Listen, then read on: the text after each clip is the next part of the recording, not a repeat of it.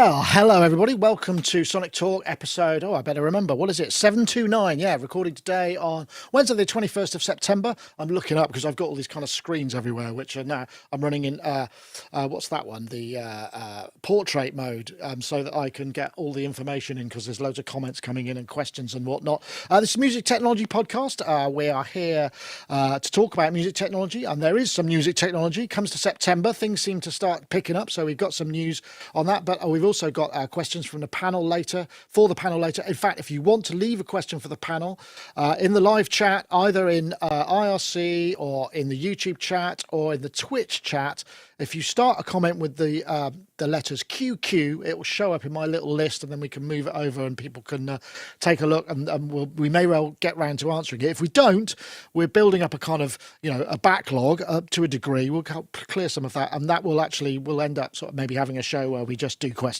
So that's kind of the way that I'm thinking about it. But yeah, I want to say thanks to everybody for joining us. Also, just want to give you a quick message of our Patreon, because we've got some news on our Patreon, and here it is. Hey, why don't you consider joining us on Patreon? Very reasonably priced. We've kept it at 2 tiers, actually. We were going to introduce a new tier, but we figured that times are a bit hard. So what we do is put some of the stuff that we were going to put in that upper tier into the existing tier. So, for instance, you'll get the review previews where you can ask us questions, and also those exclusive videos that we'll post as part of this now new tier benefit from existing tiers. In fact, we're going to do the Oberheim OBX8. We asked for questions. There's quite a lot come in there, so we'll be posting that to this tier. You also get ad-free versions of Sonictalk and also the pre-show as well. I posted some Super 6 patches. Matt Hodson Maths posted the Percons HD01 extras, including samples. You also get that. And incidentally, we've also just introduced a yearly subscription. You can now join, I think it's 12 or 14% discount if you fancy that. And if you do it before the end of the show, your name will appear in the end credits because it's automatically done. So if you do fancy joining us on Patreon, it's much fun. In fact, there's also a Discord there as well. And yeah, stay posted. There's more stuff to come. Very reasonably priced. I hope that that message. Yeah, I try and record at the beginning of the show, but my voiceover work is. I don't think I'm ever going to get work as a voiceover artist. I can't work to a script. I'm unemployable from that point of view. Anyway, welcome everybody. We'll say hello to our guests now. We've got Mr. Rich Hilton's back. It's nice to see him. I thought you were heading off to tour again, but you're still here, which is great news. Oh, and you're muted. Is that me or you? Take a drink. That's me. I was eliminating the background noise, actually. Well, thank you. In pursuit of audio excellence. I'm leaving tomorrow for a festival on Friday in Arkansas, of all places, where I don't think I've ever played before. Oh, no, I have played in Arkansas before, actually. And back on Saturday. So it's going to be a bunch of down and backs, as I call them, one-offs for a little while. Sorry, I hope you don't mind me adjusting you in real time there. It seems like a very personal thing to do, but I'm just trying to make sure our two-shot is perfect. Oh, lovely to have you, Rich. And we've also got Mr. Gaz Williams, who's there in Bristol. Gaz, it's looking very warm and sunny in your place. Have you been adjusting your LUTs or your colour correction or something? No, actually, it looks a bit... No, that's it's entirely... I think maybe there's a bit of yellowy, orangey light in here, I think. But I have been outside a lot as well, so maybe I'm a little bit red-faced. Oh, well, nothing wrong with that. Yeah, no, I've got a new light because these things are fantastic, these little strip lights. I had one for the last show, but there was a problem with it wouldn't run on USB powered, so it would always run out before the end of the show, whereas these are fixable. So hopefully they'll be useful, and they'll be useful in for all of our stuff coming up. Yeah, I did mention we've got the OBX8 in for review. There it is in all its pretty impressive, massive glory. And I set up my modular because yesterday I was on the Office Hours Global as a panelist guest, and they were talking about Eurorack, so I thought I'd try that out and check out my inputs and outputs, gazinters and gazouters, I think, as Rich sometimes calls them. I'm not quite sure what the reference is there, but hey, it's fine by me. Right, so we do have. Oh yeah, I wanted to say, coming up, we've got an Anthony Rother interview, who's a really highly regarded techno artist, and he's got some kick drum samples for you on Patreon. That should be live now. Actually, it's a written interview because he's quite camera shy, but quite a scoop to get him. That's well done to MIDI Era for grabbing that. And I also should say thank you to Wagyu and thank you to Dom for maintaining the chat stuff, and Dom for Wagyu for keeping the lonely ladies out of the chat. At least I'm assuming that's what's going on. Or maybe he's clipping them for later use. Who knows? I don't know him well enough. Right, so let's start with a topic, shall we? Let's go. Let me see. Oh, well, yeah. I mean, there's news, product news, right? Let's go.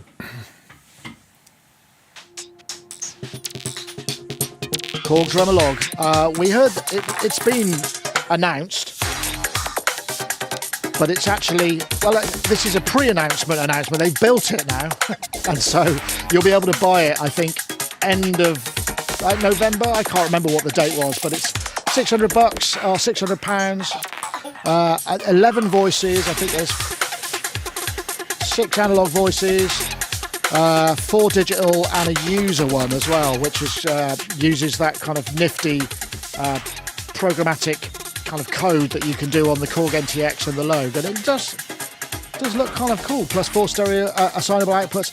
Everybody in the world seemed to get one for the release apart from us, so I don't know why that is, but hey, what can I say? It's just, there seems to be the way it is with Korg, but it's here.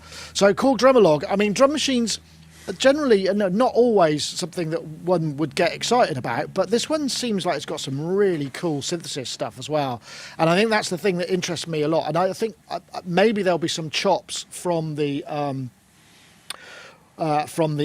god, what is it, the SQ32 or 64? That there was some really nice kind of sequency, performative, ratcheting and probability and step length stuff that was done really nicely. I know, Gaz, are you thinking maybe I should, huh?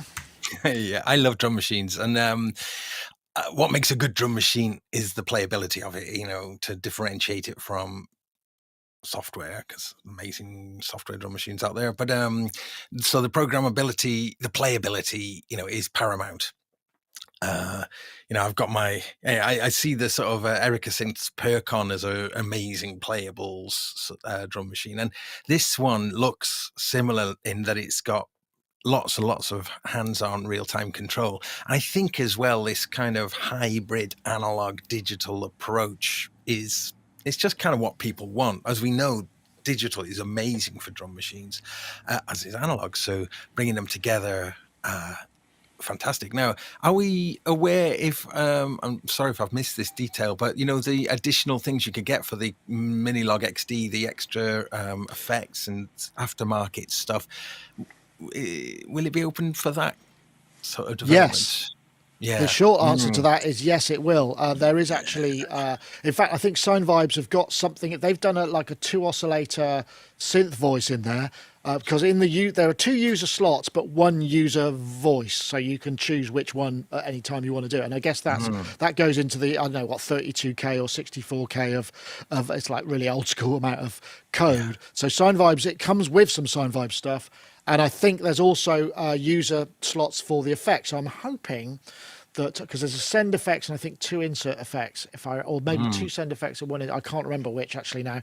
But maybe what will some of the Sine Vibe stuff will go. So I loaded some of that Sine Vibe stuff into my Minilog XD. No, the Korg NTS. I haven't got the XD anymore, sadly. I've only got the regular, which doesn't have any of that. So yeah, all of that stuff is going to be there, which I think you're right in saying. I wonder if you can extend the sequencer capability, sort of whether they've opened that up as well, or that might be probably that could be too chaotic, couldn't it? I still don't know how you do that. Well, for me, and with my modular live rig, Mutable Instruments Grids has completely revolutionized the way I approach playing around with drums. So I'd like to see if they did something like that, which actually that's all open source, so they could absolutely lift elements of that. But what makes that really good is that rather than having to program every beat, every pattern, you've got like essentially loads of patterns that you can morph and cross-fade between. So I'd be really interested to see if there's elements like that, which means you can really, really jam with it. Haven't really yeah, looked deeply into this, but yeah, that sort of stuff would float my boat. Yeah, Rich, I don't know if you saw there was a comment from Ken.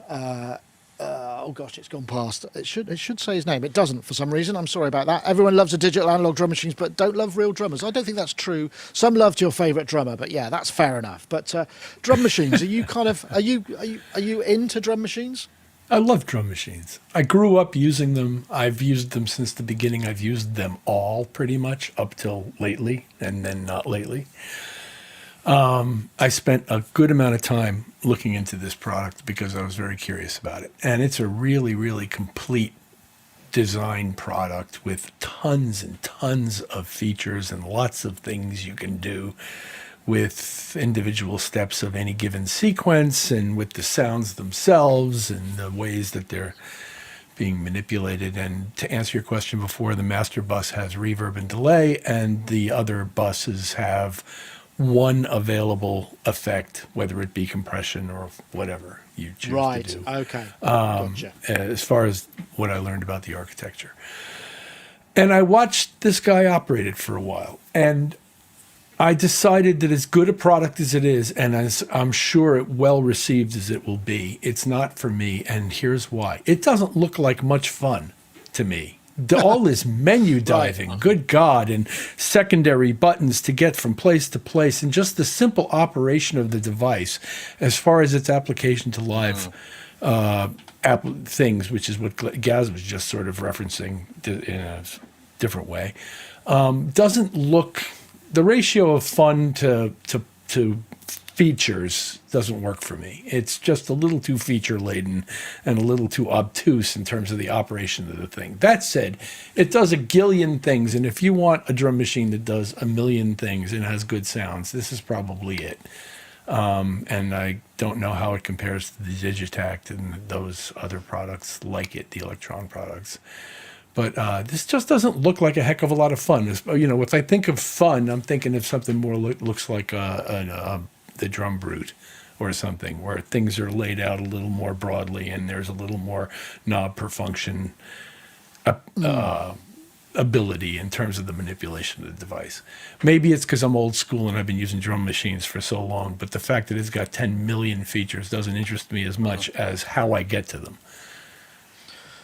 Yeah, I think that's fair enough. I mean, I think one of the things that I would say is also there seem to be, there are two schools of thought, and there's a product we might talk about a bit later, because there's the drum synthesis thing, which could be very interesting. One thing I really liked, I did see there was loads of in-depth stuff, but one of them, the analog drum machine, the analog bass drum has, the analog kind of synthesis method, but it's also got this little transient kind of thing that you can add, and you can change the character of that transient, and that's really important for drum synthesis as well. And those are the sort of things that maybe the drum synthesis you'd gravitate more towards rather than maybe the performative or the sequencing side of things, because most of the time you're going to want to, unless it really does have that stuff at the front, you're going to want to do via the sequencer of your choice, like you said, Gaz, with your mutable instruments grids or whatever it may be, right? Yeah.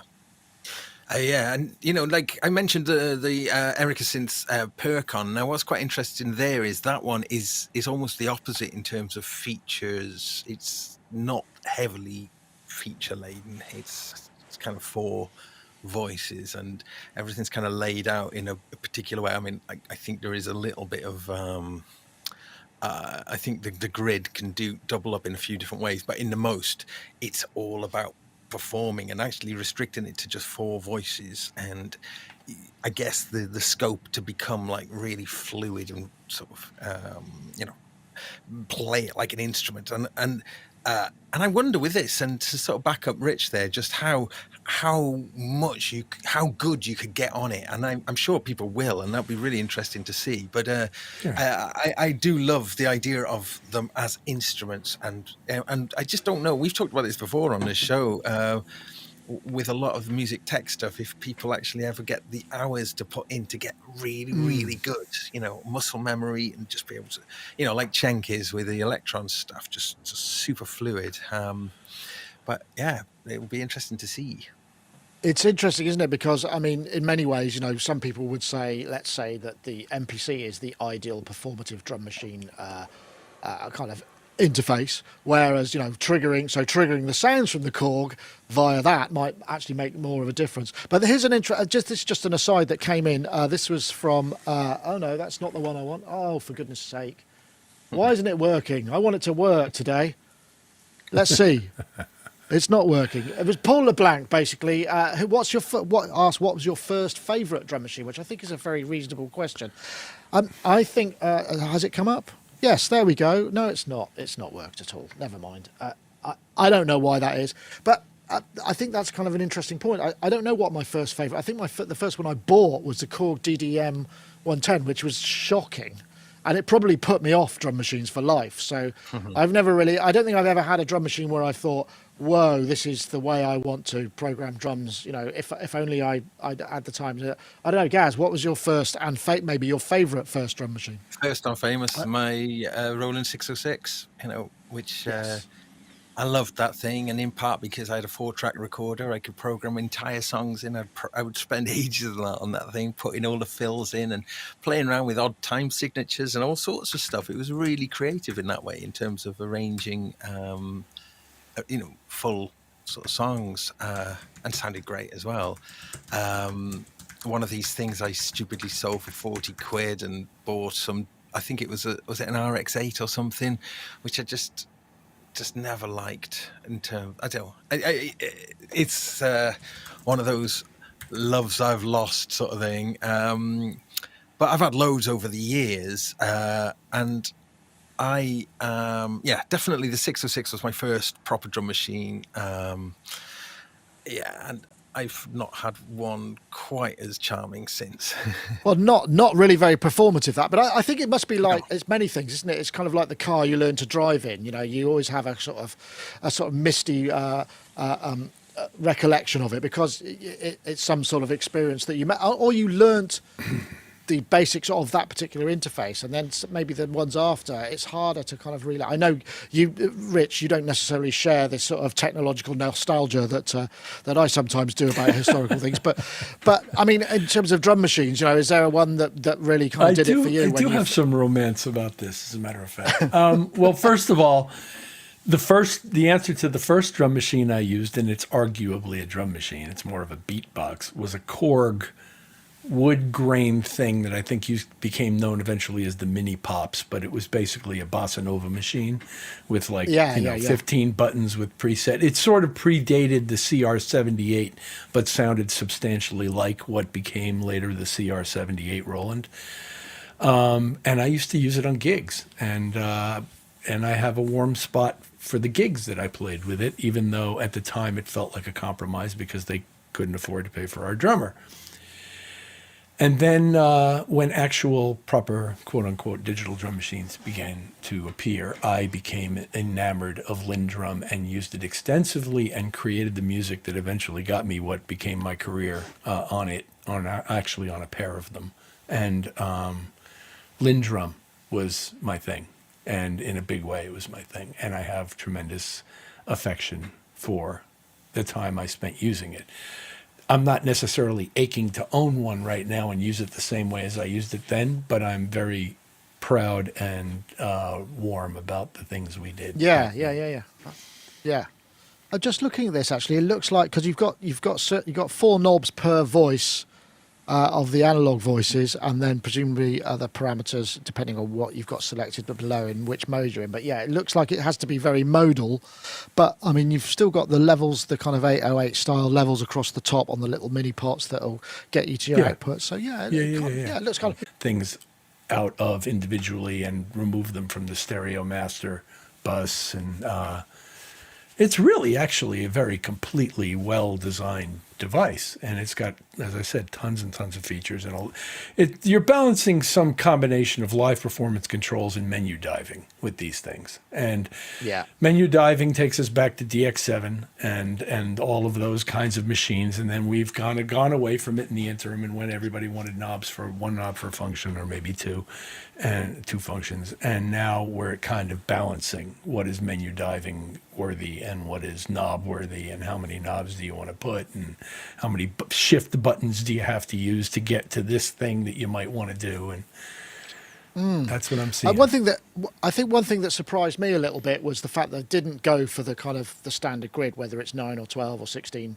because that can be a very modal way of programming. And also, it means that you could use finger drumming, a lot more on it as well if you need to. And I don't know, that's I'm surprised at that. There's also a message in from someone on YouTube. I'm sorry, for some reason it doesn't have their names. Currently best drum machine is the Torais SP16, super fast flow and superb sound with stereo drive and filters. I think that's Dave Smith. The Sequential worked on that one. It's massively overlooked. Okay. I think part of the reason it was overlooked was because the firmware just kind of ended up being a little bit orphaned. It didn't there was things that didn't end up getting fixed, and that was gosh, who is the Torais? It's I can't remember Pioneer. the name.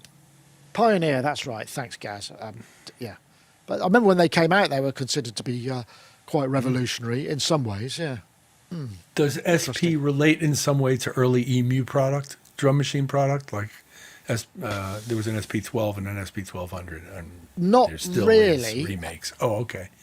Not as far as I remember. I have to find a picture of it, but I've just Okay. got my head's too full of No trying worries. to figure out why No my worries. titles aren't working. I'll get there. Anyway, so that's available now, or will be available soon. I think it's around about $600 or $700, £600. It's a nice I machine. think part of the reason that we didn't get them here was I think that all the release was handled by the US, so they sent it out to all the various kind of influencers that they work with. I guess we're not influencers; we're more sort of journalists, maybe. So maybe that's big comment, but it's a thing we need to sort out with Korg. Send us stuff, Korg. We'd love to review it. Although, if you're going to go for that mass deadline thing, make sure it's got enough time beforehand. That's one of the other things. I suppose I do shy away from that because I don't like having to review something deeply and only have like 7 days to do it. I suppose that's my own fault. Okay, right. Let's see. What's the time? Oh well, let's actually go for a little word from our friends over at Baby Audio. Of course, Baby Audio makes creative effects plugins designed to add colour and depth to your mixes. Why not think about crystalline? Crystalline's a really interesting algorithmic reverb inspired by 20th century studio reverbs, but offering higher fidelity thanks to 21st century computing power, with a variety of creative features such as the ability to tempo sync pre-delay and reverb decay times. Really interesting piece of work.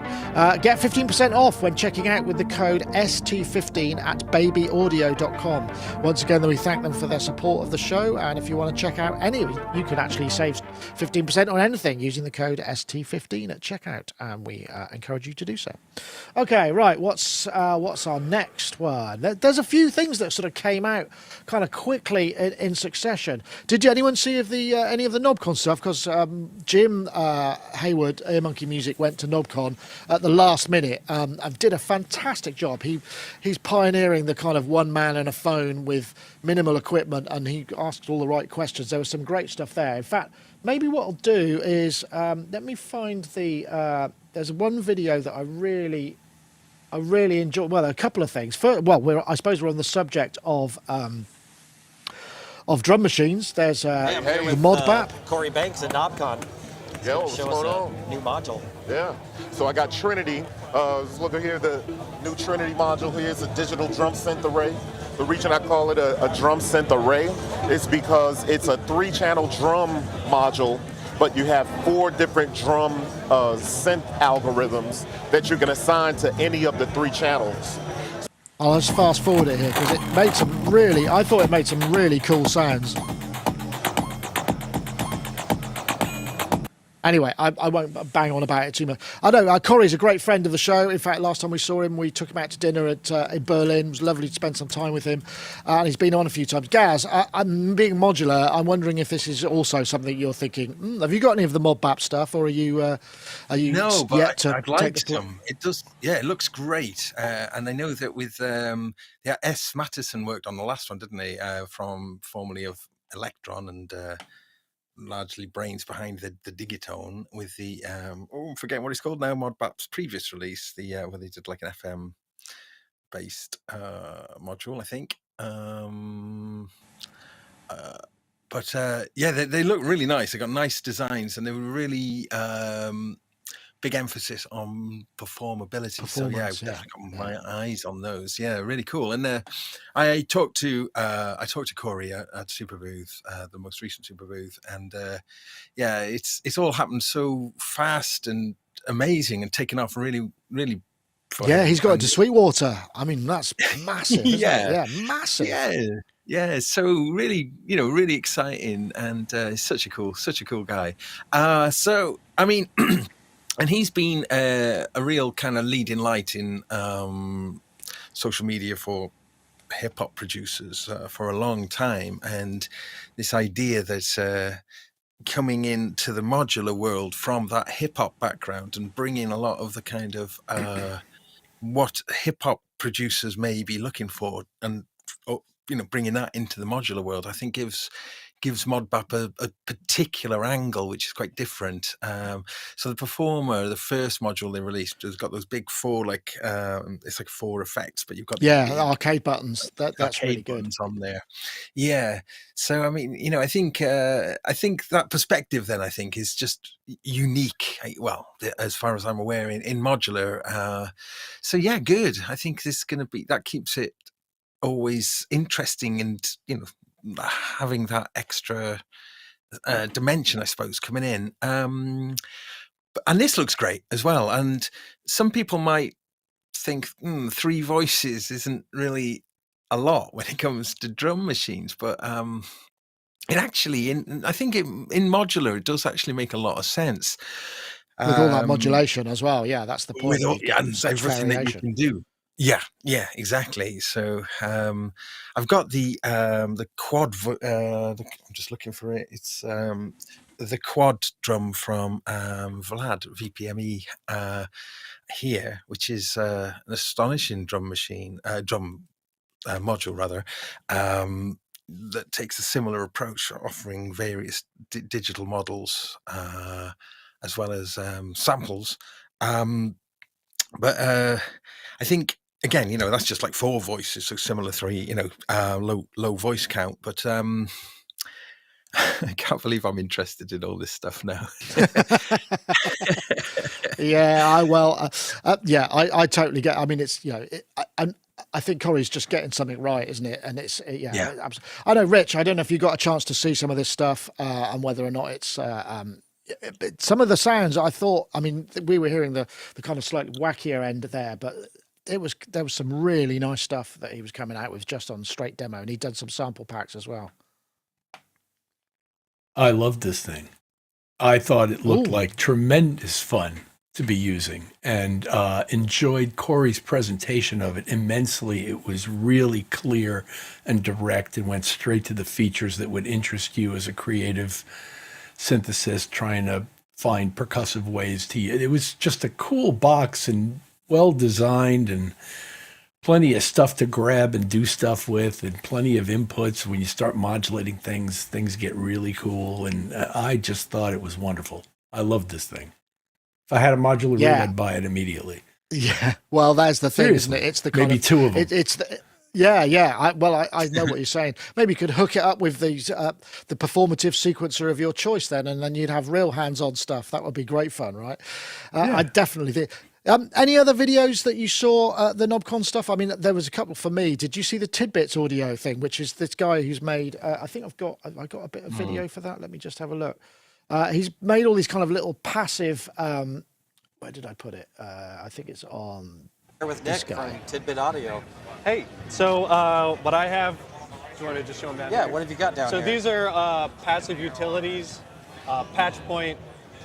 So we got a switch multiple here, attenuators. This is a fuzz effect that can be driven with control voltage. And then we have up here, we have some switches. So momentary that way, latching that way. So just little.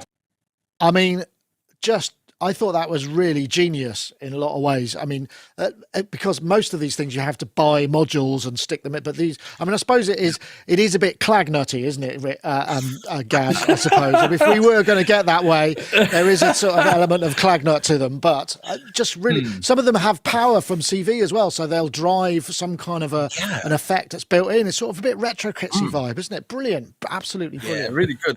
It sort of brings to mind big friend of Sonic's, Tonal Axis is just releasing some modules now, with some passive modules, and he's got one actually. I got one here, which is the 2X. It's an attenuator, and that kind of is for not, takes up no HP. It's meant, but that's got kind of full size jacks on there as well, so you can use it as like a passive attenuator, but also you can bring in jacks and attenuate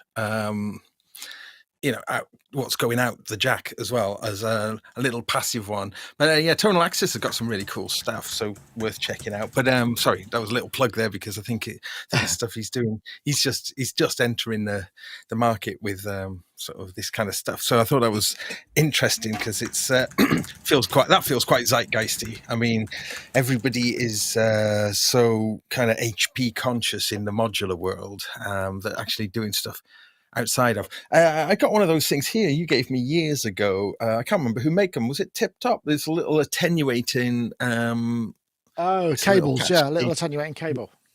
Yeah. Which works in some things, doesn't work on other things. So I think with passive stuff, it's not always going to work. I know. I'm just imagining the kind of massive bag of stuff that you have, and you got to reach in, and is that the one? No, is that the one? It's how do you store and kind of utilize yourself? It seems like a great idea if you have it all on blister packs in your shop and go, yes, I want to use that one. But once you've got it all out of the packaging and it's jumbled in a kind of it might be a little bit impractical. I don't know, Rich. I mean, you're not in modular world. Is there anything equivalent? There are sort of equivalent in regular jack world where you might put something in like cloud lifters and all sorts of stuff, but they're a bit more sort of further up the food chain, I guess, in terms of cost. Yeah, well, this is the ultimate clag nut, collection, I have to admit.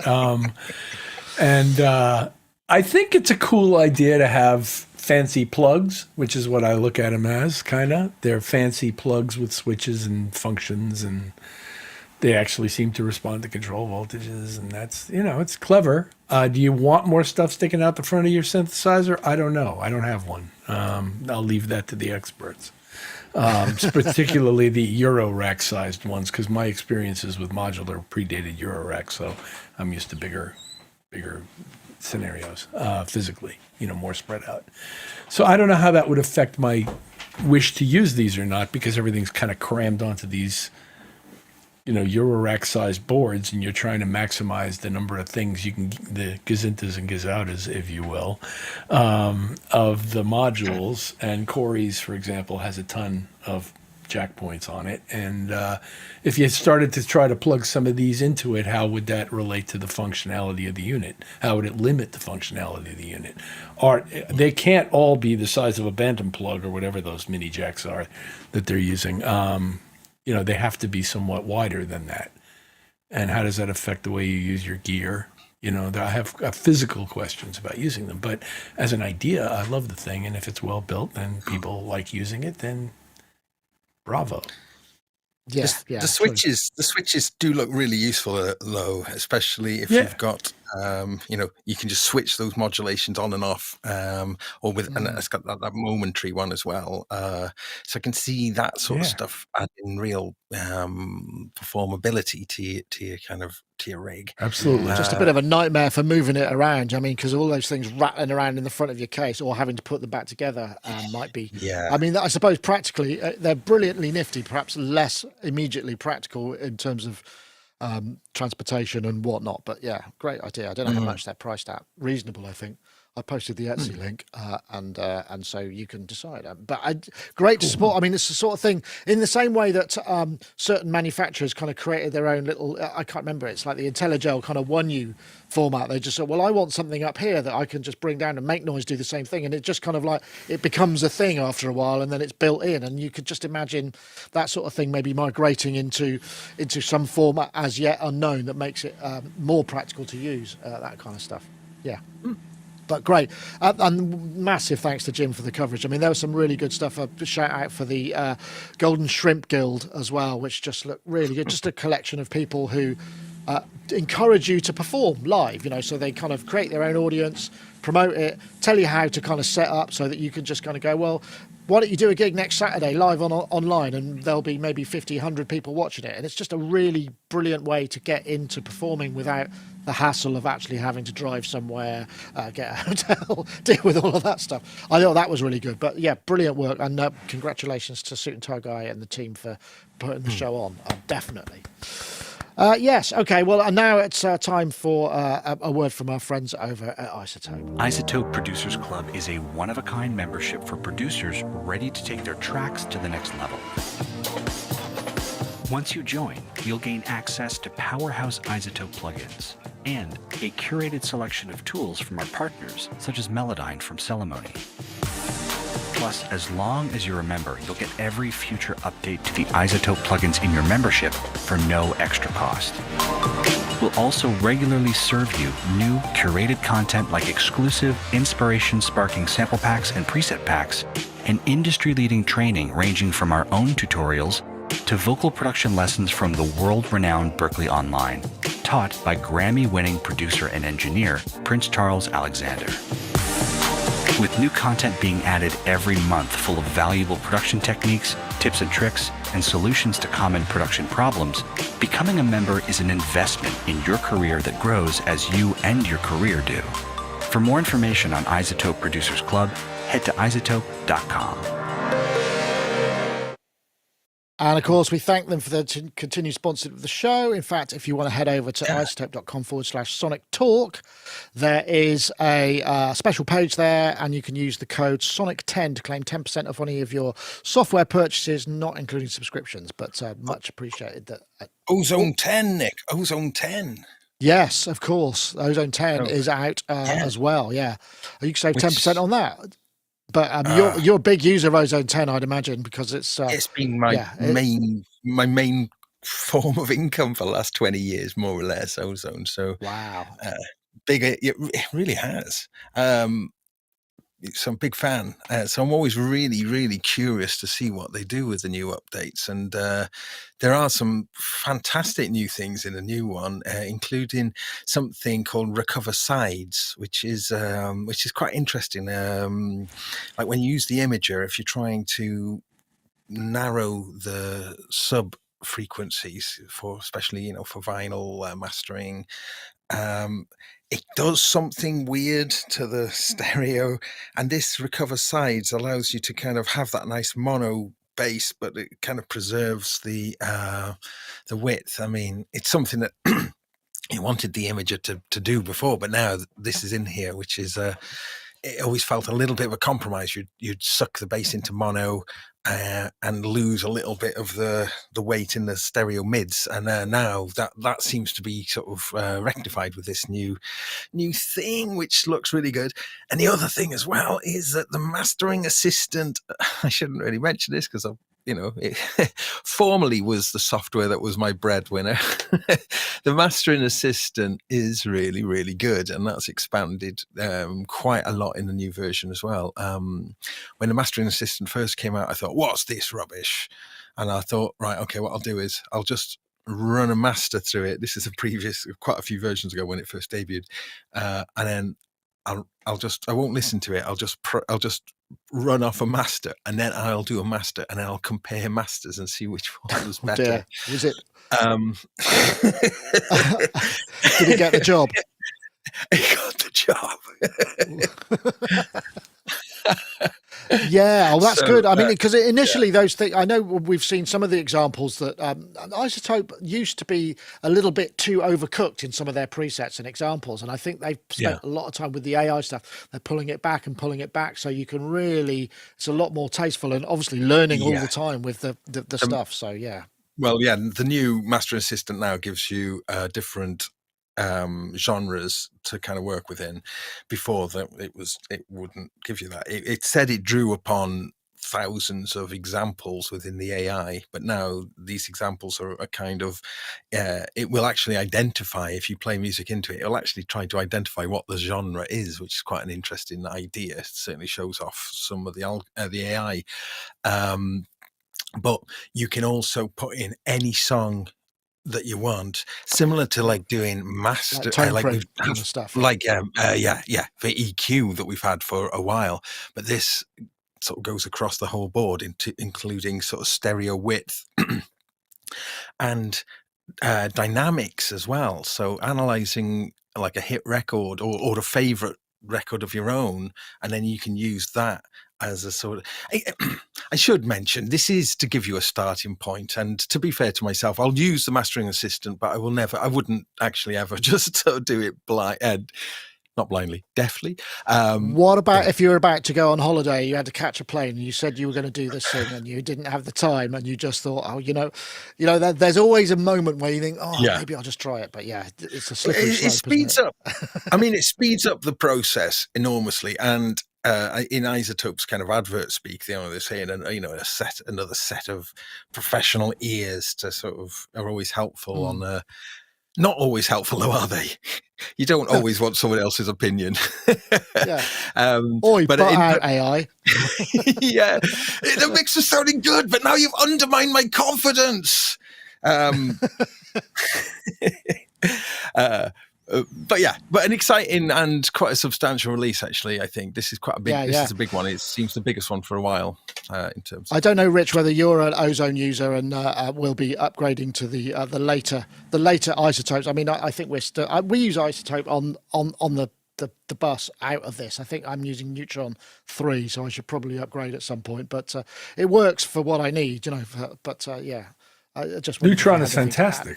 Of course, it works for what you need. I've been using iZotope products since whatever version 1 or 2, and I've used and do use all of this stuff. Neutron, Ozone. There is a lot I like about it. There's a lot I like about the assistant features that Gaz and you were just talking about. And as you said, to me, it's a way of suggesting things to me, ways of doing things that I might not have otherwise thought of myself, because a lot of what's available today wasn't available when I was learning how to do this. So it doesn't enter my thought process the same way. So when I let the assistant run and it puts up a bunch of modules I would never have opened, I get to examine what they're doing and listen to them and learn something. Whereas if I just keep doing the same things over and over again, I don't learn anything. And when I used to work in recording studios, assistants were always surprised that I wanted to see what they would do with a particular problem, because I already had an idea what I would do, and I could always do that, but I don't learn anything if I just keep doing the same stuff over again. So this stuff interests me mostly from that perspective.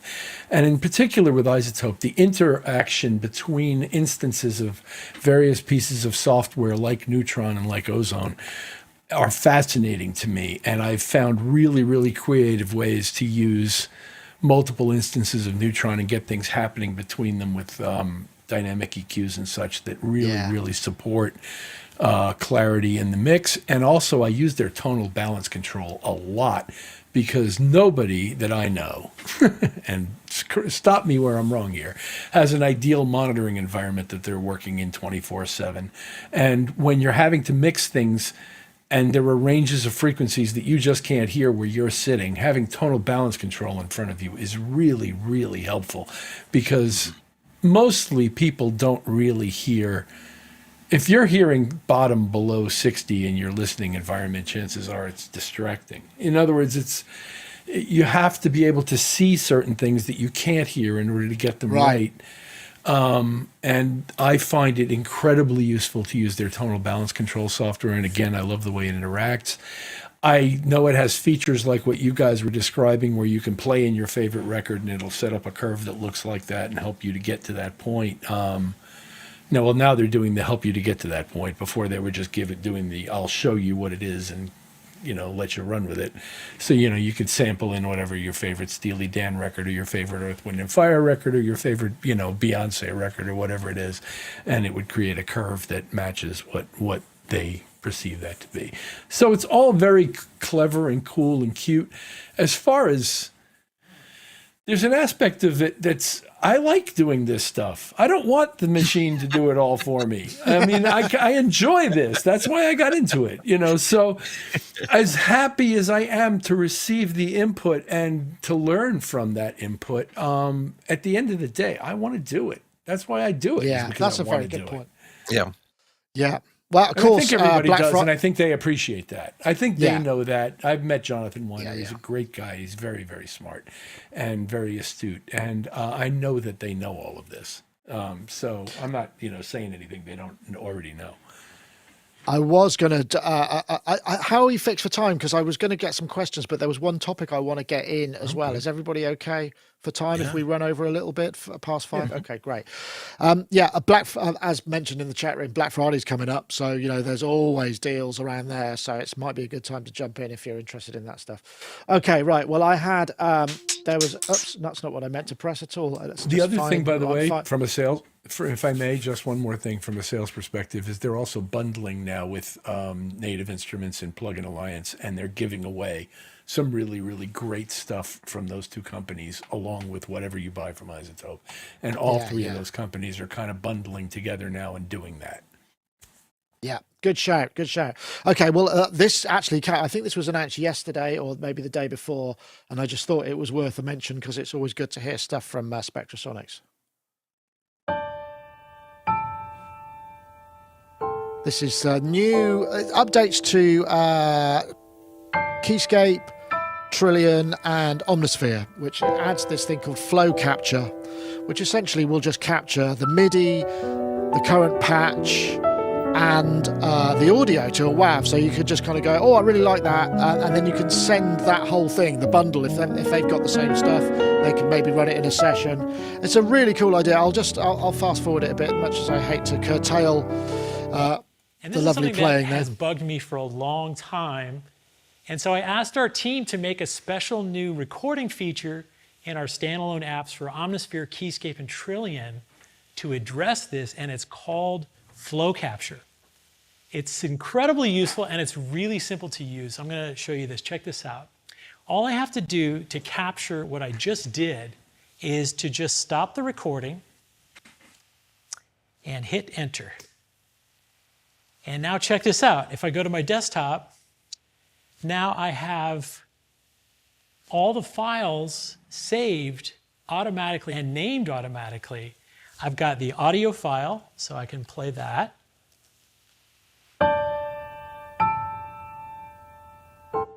And I've also got the MIDI file, so I've got the performances.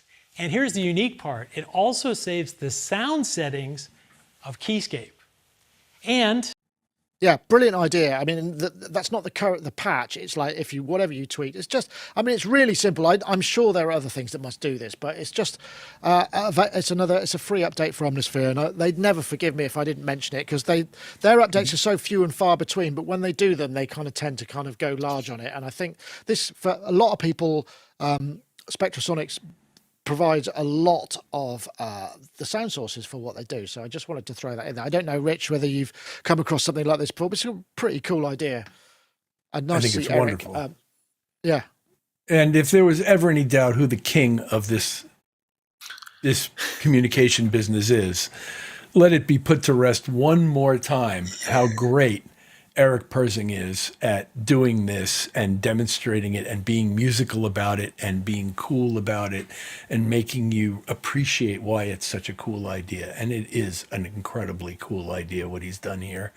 And I applaud Eric. I think he's absolutely a rock star and a legend. And this is a wonderful add-on, and I've already pulled it down on both of these computers. Right, good plan, good plan. I wonder, because one of the things he says is, the hassle of setting up the kind of inputs of the outputs, and I wonder if this works because most they do run as standalones as well. These don't they? I think. Yeah. I wonder if Yes. it works in standalone. If it works in That's what it standalone is. mode, Sure it that might does. be right. It's- Sure Okay. it does. It's mainly about the standalone aspect, and I think this is really cool because I think it sort of really plays into the idea that these are fully fledged instruments. I know they're software, but fully fledged instruments, and when you do it in the standalone, when you use them in standalone, obviously not having that sort of quick ability to record it solves that, and then and then having those files that you can then bring in. And it's really clever because that can go across, you can make these kind of 8-part multis. I said mults then. That's why, that's why you're modular in there. But you can have your eight parts, and whatever you've done in that setup, when you drag and drop that into your DAW, then it's all there, or everything, all the settings, all the tweaks, everything. So it bridging that gap between sort of production and just jamming, just playing. And these instruments, they beg to be played. Keyscape is such an inspiring instrument. My friend Simon Preston just uses it all the time, and it's like the central part. Well, that and Omnisphere and Trillion in his case. He's the full trilogy guy. So I'm sure he'll really love this. But Omnisphere, which I've often mentioned, and we've talked about this a lot, haven't we, Nick? Omnisphere almost has won in terms of being the ultimate synthesizer. So having this extra feature as well, it's just great. You just simplifying the process, and terrific. Yeah, well, I just wanted to put that out there, and it's free, and the update's free at least. So if you're considering kind of jumping in that direction, it may well be worth doing it now because you get all of that spare stuff. Right, I think we're going to get on to some questions because it's a system that's constantly evolving. In fact, what I'm going to do soon is introduce the option of voting on questions. So there'll be a big list, a page where all the list of questions is, and then you can upvote and downvote. You only get one vote per question. It just means that the stuff that people want to see the answer to percolates to the top, and I've got a little color-coded display. And currently in my color-coded display, I've got a question from Aquatic Borealis, who is actually, I've got to press the right button via YouTube. Are any of the panelists trying to use touchscreen or for music making, Microsoft Surface or iPad? And this is a perennial question that does come up, and it's worth mentioning because sometimes it's things evolve and we use different things. I know Gaz probably is the guy here because you've been using it for a long time and you've always had the iPad Pro and using Cubasis and all that stuff. Has that changed subsequently? I mean, you using it more, less? What's going on? Less, although I think when we did Sonic Touch all those years back, which was a really exciting time, it felt just like it was at the forefront of music technology when once the app stores started bringing out all these new ideas. I think some things are more suitable to touch. We've talked about this before. Sampler without an E, sampler, is an absolute perfect example of a touch idiom, an instrument that can only exist on a touch screen, utilizing that approach perfectly. Borderlands, another one which is fantastic. Again, you could only do that. Been around for a while though, so I mean, it's been around for a while. I like Cubasis in that I can just have a very simple multi-channel recorder that I use, but then I will typically convert it across to Cubase fully, and then so just using it as a way of kind of capturing a compatible multi-track that I can just bring straight into Cubase. However, working on Cubasis is still scuppered by some kind of issues which I find unforgivable. Namely, if you are recording in a loop and you take takes, then you want to drag the ends out of a take to get the kind of the front or the end, and you can't. They're all, you have to then snip a bit off a previous take, and it's a deal breaker. Kills it for using it in any serious way. So there's this kind of frustrating thing, and I mean, I'm talking about iPads here, but it's a frustrating thing that I've found is that they just that native iPad apps, and not all actually, some are great, but in terms of being able to really genuinely compete with a full DAW, computer-based DAW, there's gotchas and deal breakers that just prevent that from going the entire distance. However, referring to my earlier point, those certain apps where the touch idiom is great, is fantastic.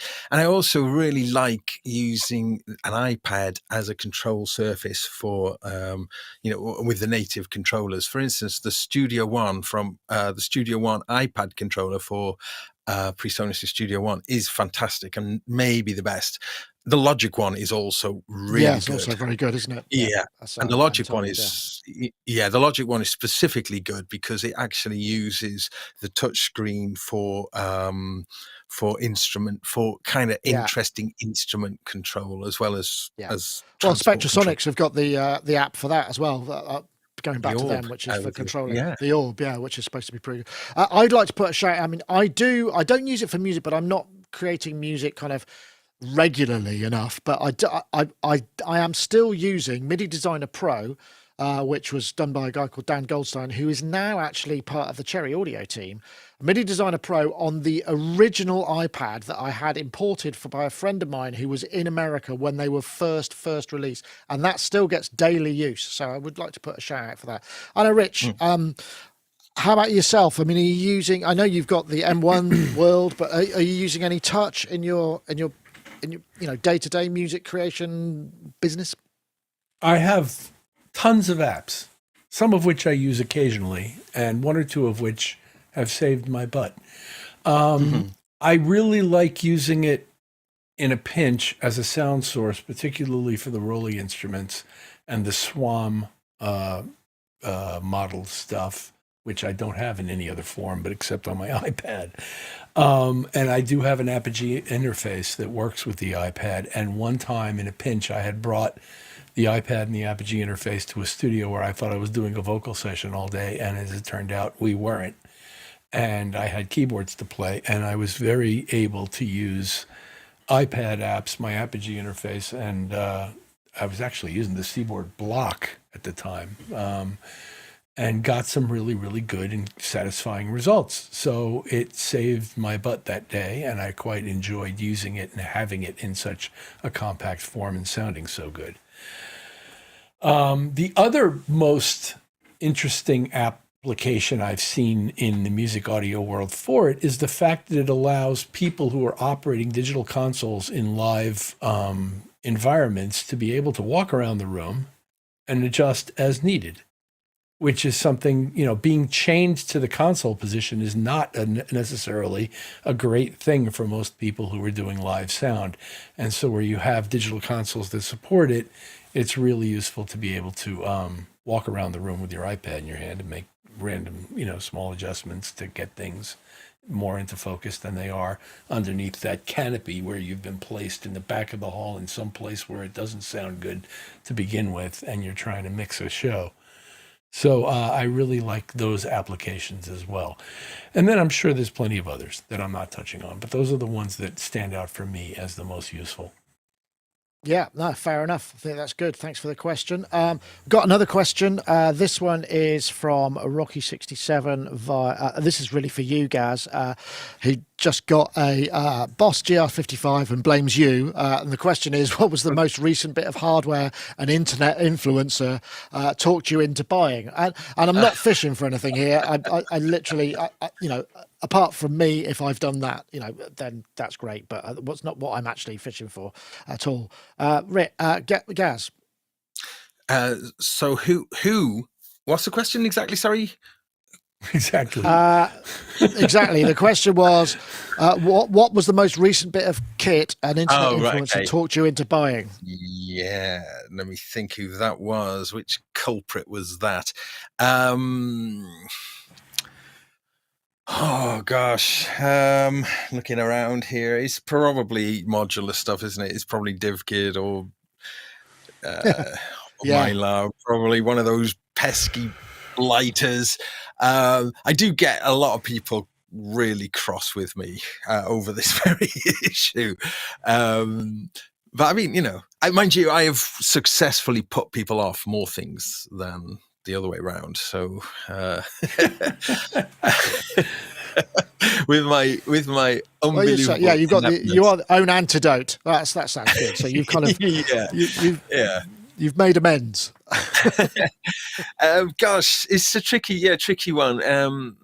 Modular has been more my focus of the last few years, right. I suppose, and so it would definitely be one of those guys. I think I'd actually DivKid with stages, mutable instrument stages, which I think is maybe one of the last things I bought. Right. Well, fair enough. I'm just trying to. Oh, right, hold on. There is another one. Apparently, I got someone to buy a modal Cobalt 8M, which is actually one of the more attractive. Rich is holding a guitar up there. So who's responsible for that one then, Rich? Or did you do it all by yourself? My lovely wife comes to me with a Facebook Marketplace ad and says, "Does this interest you?" And I looked at it and I said, "Boy, does that interest me. Where is it?" And it was close by. It was 15 minutes drive from here. And it was, I immediately made an appointment and went to see the guy and fell in love. And now it's an instrument I'm striving to earn with technique and tone. Is it an Epiphone? A guild or an Epiphone? No, it's a D'Angelico. It's a gorgeous guitar. And it's like 335, is that sort of that style of guitar, yes. 335 style. Nice. What's going on with my ears today? Anyway, I think I love it. And the other one is this microphone. Powerful amplification. You need some powerful amplification to get that feedback going, right? I could recommend I'm not so interested in the feedback, but yeah, if I were to, I could get it right here using Blue Cat's Axiom. But anyway, this microphone is the other one, and I think it's absolutely brilliant. It's the PreSonus Revelator. This one's the condenser version. They have a dynamic version as well. It's not just a microphone, it's an audio interface. It comes with attendant software. It hosts plugins on the microphone, and I just think it's a brilliant product for the money and sounds good. Yeah, well, I think the last thing that I bought that I was influenced by is probably this mic, which is the Heil PR40, which is a dynamic mic. And I think it was because I was on Office Hours Global a couple of days ago. Oh, yesterday actually. It's online. They're doing a sort of Eurorack special. And previously they were talking about mics, and I know loads of people, all the Twit network, lots of people on that show use this, and it seems to suit my voice really nicely, and so I'm told. In fact, a couple of the people on the panel there at Office Hours Global are like long-time voice-over artists, and one of them said, "Wow, what mic are you using? What preamp are you using? Because it really suits your voice." And I felt really kind of like, oh, that's great. This is from a guy maybe who's been doing voiceover work for 35 years. And I was like, yeah. And the other thing I've done, which I wasn't really an influencer, but I suppose it's the Zoom PodTrack P4, which is now what I use as the audio interface. And we use it as the audio interface for our remote our live rigs, and that is really cool piece of utility kit. It's $160 really got a lot of our features, very, very useful. So that's the only other thing I would say. Okay, what do we do? Well, we're only 5 minutes over. We could do another question, I suppose. Let me just see what else there is. What's lit up? Okay, well, this one was for Yoad, so I don't know if it's maybe I'll wait until he's on, because he was going to be on today. Okay, let's do this. This is from John Van Eaton Dark. I'm guessing it might be John Van Eaton. And this question is, what's the rarest piece of kit anyone has? Now, that's an interesting one. I don't know if I've had time to think about this, but I've got, I tell you what I have got that is rare, and I'll just mention that now, because it's an atomic, it's basically a stovetop 1950s coffee machine that is kind of bulbous and it's called Atomic, and there are two sorts made, and I used to like collecting this kind of anodized aluminium stuff, and I bought one at a car boot sale or a market like 20 years ago, and I thought, oh, I wonder if that's worth any money, and I went and had a look, and there are two versions, and I've got the one that's worth loads of money and is really rare, which is like, I mean, when I say loads, it's not like millions or anything. It's, and if anyone thinks that's it. If anyone thinks that you're kind of railroading the topic there with something not to do with music, coffee making is entirely to do with music making. So I think that's a fully fair point there.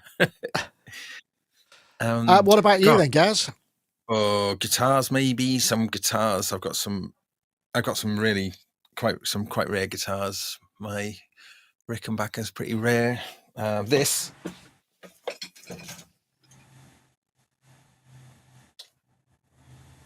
Oh, that's nice. Yes, I've seen you play that. You play that with the surf band, don't you?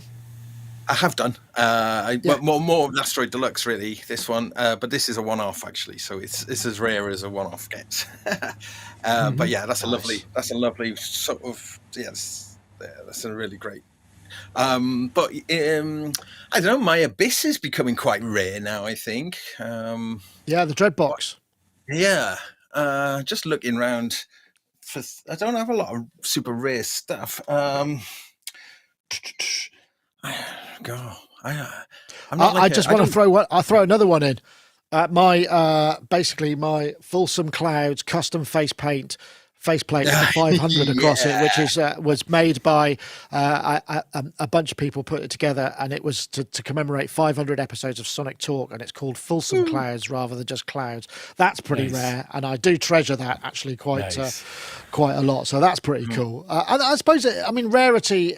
I suppose the question may more have been sort of what's valuable rare, but actually there's just exclusivity rare, which is really nice to have. Those things that are just for you. I know, Rich, I suspect you've probably got a couple of things that maybe are exclusive that you or rare. I don't know. What have you got? Two things spring to mind. I'll go with the more recent one first. It's right there. Is the touch digital controller for the Imposter 2 software. Oh, yeah. Handmade by Kent Spong, and actually my name is on the serial number plate. So I'd say that's pretty rare. And the other one is the 1914 Steinway 6-foot Model O grand piano that's downstairs in my former dining room that I grew up playing as a kid, and that has now found its way back to me, thank goodness. And that's pretty darn rare. And it's in good playing shape and is kept in good playing shape. Nice. My baby. That's what informed my hearing as a human being. Everything I do and hear came from my experience of that piano and shaping what I thought sound should be. And so for me, it's a profound relationship with an instrument. Nice. That's great. I like that.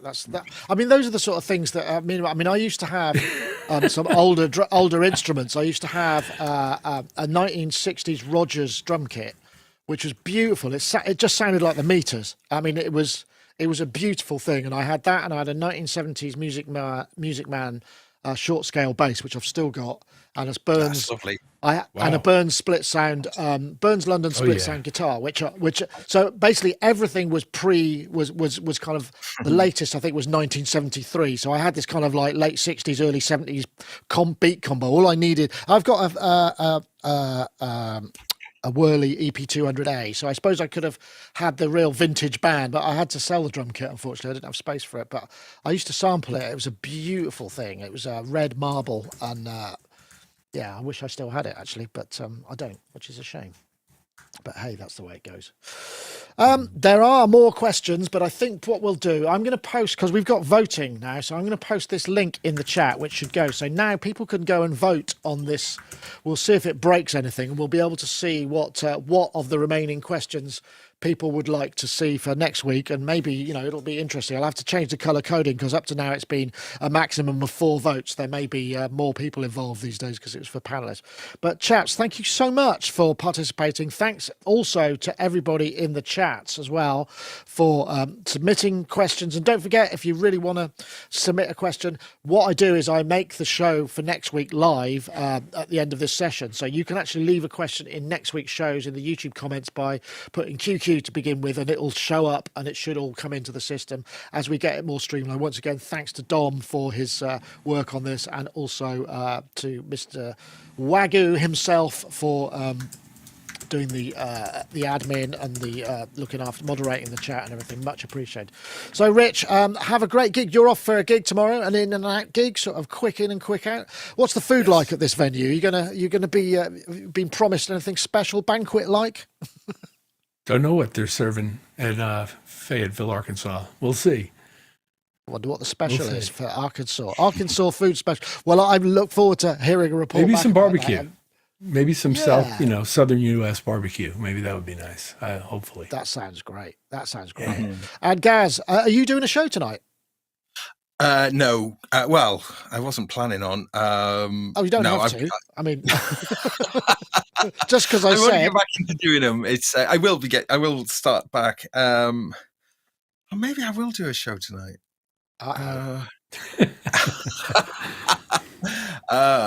Oh gosh, that got me thinking. I hadn't even thought about it today. I'm playing tomorrow though in Bristol with the Rumbelows. That's the surf band I'm playing in the Canteen. It's a free concert actually. If anyone's in the Bristol area, it's a great band, surf rock. We've been playing. Yeah, I've seen them. They're great fun. Great fun to watch. But yeah, touring and stuff's over really now. The summer festivals are pretty much done. I've got a few like kind of weekenders coming up. Time to do the washing, right? What? Yes. Oh my goodness. Here's a little washing. Here's a little story, right? I went on tour with the Pop Dungeon, the Charlotte Church Pop Dungeon, and wearing a gold cape. And for each gig, I tell you what, when I came back, that cape stank. I tell you what, it was the smelliest piece. If you're a touring musician, you know about smelly laundry, but nothing smells quite as bad as a stinking cape. I think maybe in part because it, all the kind of waft that's coming off you is just sort of amassed in the cape. The tribulations. Well, no, but it's really interesting. I used to, no, that is a very valid point. I used to work with theatre groups, and so the Natural Theatre. We tour Germany, and Scarlatti's birthday party. They had these really intricate sort of 17th century style kind of composer outfits because they were Scarlatti. But they were all featured, and obviously you can't just wash that stuff. I mean, it's just it has to be professionally cleaned, because it's got all sorts of taffeta and all kinds of things, So that. The stuff that you wear on stage in touring, particularly gold lame and things, you can't just chuck it in the washing machine at a hotel. Yeah. And you're right, Gaz. It stays with you, doesn't it? You need backups, but you can't always take 2 capes on the road, right? But also, when you're on the road, you don't usually. There isn't the time to get your stuff laundered anyway. You do have to kind of plan ahead and work out where you've got a day break or whatever to try and get it in, because usually. It's just finding that time. So, but yeah, the cape, it was a one-off, and it was a kind of gold sort of, I don't know what it was made out of. But have you kept it, or is it being ceremonially burnt, or not cleanable? I think it might. Yeah, it's no, it is definitely gone now. But yeah, funny. Yeah. Yeah, well, one of the lesser known stories of. I wonder how James Brown did, because he always had a cape at the end of the show, didn't he? I wonder if he had a series of capes that he would use. Interesting. I don't know. It's possible. I don't know. I mean, these are questions that perhaps we could get in depth about it. Maybe there's someone we can ask who worked on that. Anyway, a great note to end on. Thanks, guys. Thank you very much. Thank everybody in the chats, and thanks everybody for joining us. It's been great fun. See you next time. Take care. Bye bye now.